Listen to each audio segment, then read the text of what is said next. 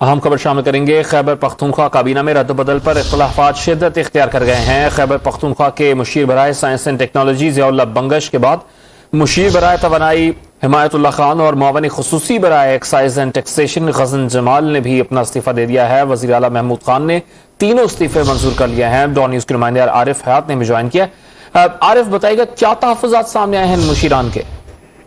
जी बिल्कुल, जो काबीना में इस वक्त तब्दीली की जा रही है और बताया जा रहा है कि नए मुशीर और मवानी ने उनको काबीना में शामिल किया जा रहा है, तो उसको देखते हुए तो मुशीर बराए तवानाई थे हिमायतुल्लाह खान, उन्होंने भी इस्तीफा दे दिया।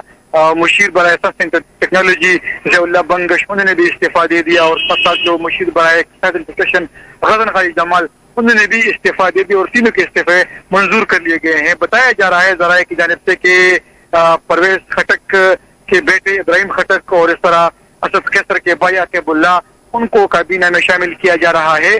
और साथ साथ बैरिस्टर सैफ का नाम भी लिया जा रहा है कि उनको मुशीर इत्तलात का कलमदान सौंपने की तैयारी की जा रही है। तो नए जो शख्सियात उनको शामिल किए जा रहे थे, जो पुराने शख्सियत उन्होंने इस्तीफे दे दिए, उनके इस्तीफे भी मंजूर कर लिए गए हैं। जी, इस्तीफों को मंजूर कर लिया गया है। बहुत शुक्रिया आरिफ है।